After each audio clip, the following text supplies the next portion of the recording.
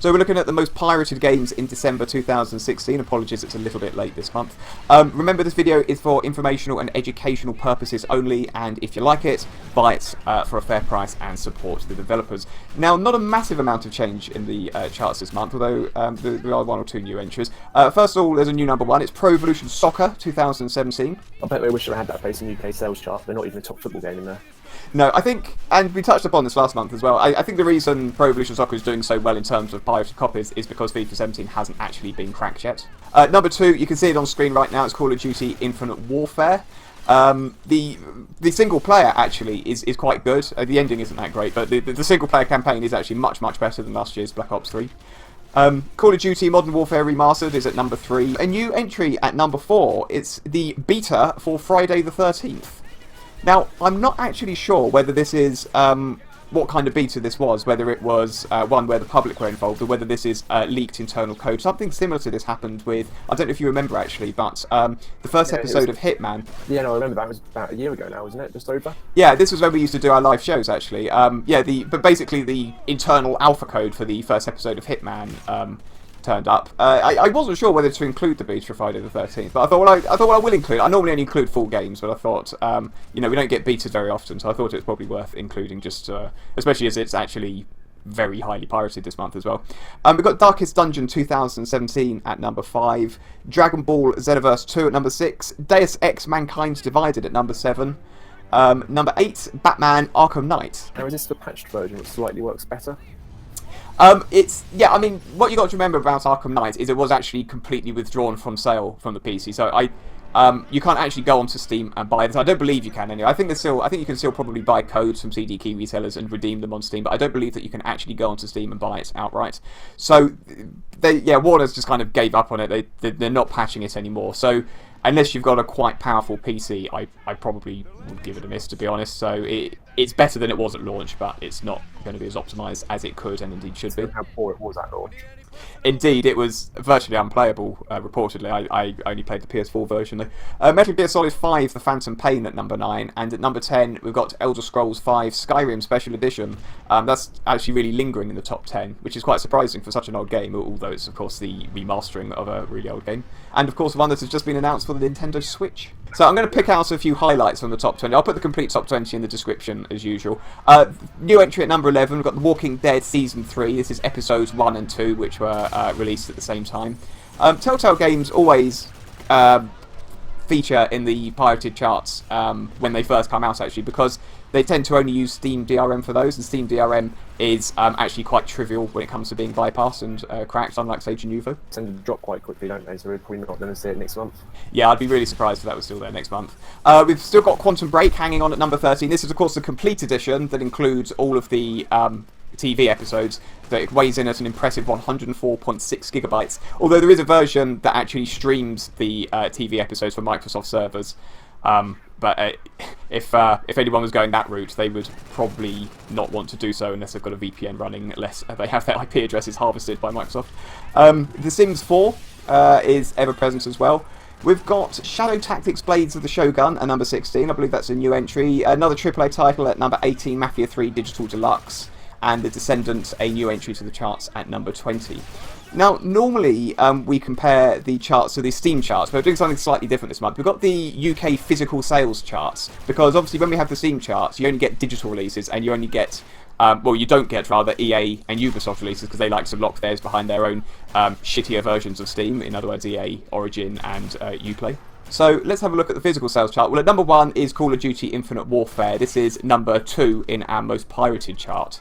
I would like to make, and I know I tend to make this point every month that we do this chart, but it is a proper scientific point, I suppose. Call of Duty Infinite Warfare has been high up in the most pirated charts ever since it was released. And yet there it is at number 1 in the physical sales chart. Exactly, it's still selling. I mean, yes, part of that, I suspect, is probably to do with the fact that only the single player has actually been properly pirated, so if you want to play it online, you need to buy it. But it doesn't seem to really be hurting its sales at the moment. FIFA 17 is at number 2. This is, of course, Denuvo, as we mentioned earlier, and has not yet been cracked. Grand Theft Auto 5 is at number 3. This has been cracked. Battlefield 1 was at number 4. This is, of course, Denuvo and has not yet been cracked. Has a very good single-player mode, incidentally. Number 5, Forza Horizon 3. This is also Denuvo and has not been cracked. Number 6, Watch Dogs 2. Denuvo, not being cracked. I'm spotting a pattern here.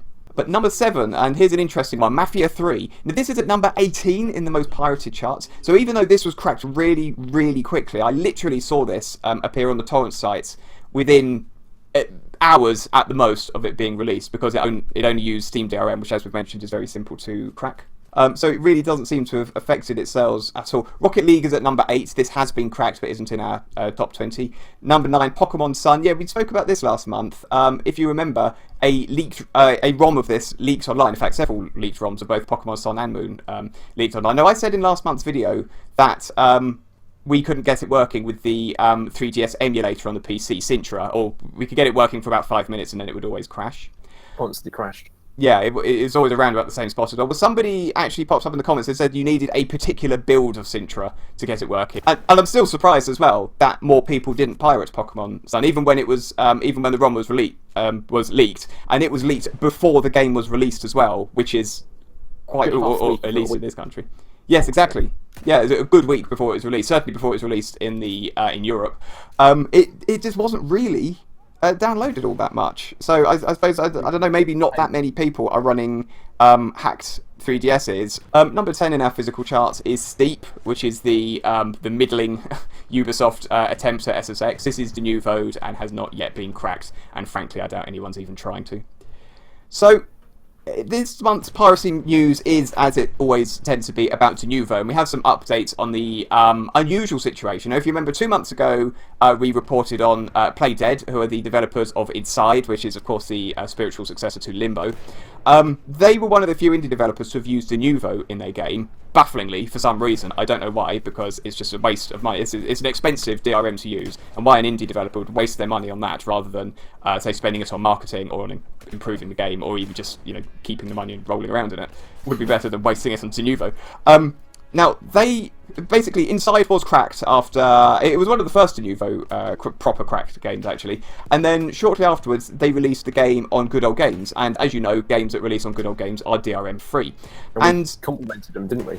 Yeah, we congratulated them, because what they actually did with the Steam version of Inside, they actually patched it and removed the Denuvo DRM, which is fantastic, because Denuvo is basically the worst kind of shitware. There's absolutely no way that you should willingly want to run that crap on your PC. Because all it does is, there's a lot of allegations that it thrashes your hard drive. There are allegations that it affects the way the game runs because of the constant encryption and decryption that has to take place. And also, it weakens the security of the PC. It's because it has this system by which it basically backdoors your PC, so it's constantly dialing in. It's just crap that you do not want on your PC if you could possibly help it. So we were very complimentary about Playdead for actually removing it from the Steam versions. And then the makers of Doom, they basically removed Denuvo from Doom shortly after it was cracked on there. And this prompted some speculation, because someone pops up on Reddit claiming to be a developer, and I'm still not 100% sure whether this guy was completely reliable, but what he said did make sense. It just isn't verified as of this moment in time. But basically, this guy said that the reason that Denuvo is being taken out of these games is because it's within the license, that when Denuvo is cracked, you basically can get a refund from Denuvo, because it's bloody expensive. He reckons it was north of £100,000 to license that, for developers to actually not only willingly put that shit in their games, but to spend £100,000 on it. But yeah, he said that basically once it's been cracked, if the developer takes it out, they can then get a refund from Denuvo. Now, Kotaku basically followed this up. Kotaku is one of these game blogs that basically hates games and gamers. There's a lot of them out there, They basically spoke to some guy from Denuvo, and here's what he had to say. The simple reason why Denuvo Anti-Tamper was removed from Doom was because it had accomplished its purpose by keeping the game safe from piracy during the initial sales window. This is Robert Hernandez, who works for Denuvo. The protection on Doom held up for nearly 4 months, which is an impressive accomplishment for such a high-profile game. And then with regard to refunds, we can't comment on our deals with specific customers, but we do not have any deals in place that offer refunds if a game is cracked within a specific time frame. However, each publisher is of course free to remove our anti-tamper tech from their title once they feel the protection has achieved its purpose in protecting the initial sales window, or if they have other reasons for doing so, such as selling the title on DRM-free platforms. I mean, he seems to be implying that. He seems to be implying, oh, if they sell it on Good Old Games, they can't possibly sell it with Denuvo, which isn't the case, because there's nothing to actually stop them from doing that. It would make the Steam version arguably less attractive, because people say, well, why would I buy it on Steam with Denuvo in when I can get it on Good Old Games DRM free? But you can get all games on Good Old Games DRM free anyway, so that what he said doesn't really hold water. I also want to read between the lines even more here, because you have to when you're dealing with corporate bullshit speak. Now, he said specifically, we do not offer refunds if a game is cracked in a specific time frame. However, what that doesn't preclude is a licensing model whereby they pay for it on a monthly basis. And then once it's been cracked, they no longer have to pay for it. But the caveat to that is they have to remove it from their game. So it's not a refund as such, it's just they stop paying the license fee, if you see what I mean.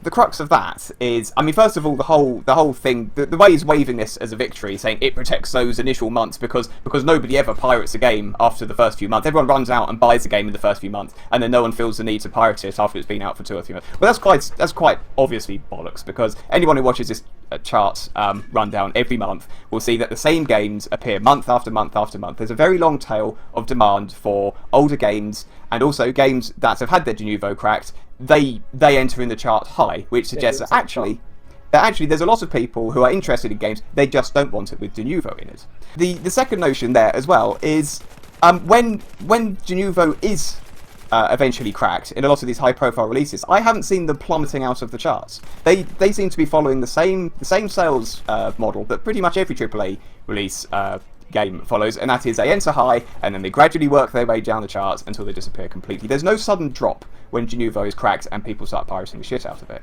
But basically, the short version of this is everything that Denuvo guy has said is just bollocks. It's just absolute nonsense. He knows that his copy protection is basically on the ropes now, and that people are probably, if they've got any kind of responsibility to their shareholders, and I'm talking about these big companies such as Ubisoft and EA, or if they've got any kind of notion of making money, so this is for the indie developers, then basically they shouldn't really be wasting big chunks of money on stuff like Denuvo, because it makes absolutely no difference. It makes no difference whatsoever to their sales. And the funniest comment I actually read about this was, if the theory is true, that basically you only have to pay whilst Denuvo is uncracked, this basically means you're going to start seeing a lot of developers letting it slide for 2 months, and then in the 3rd month they're going to be busy cracking their own games.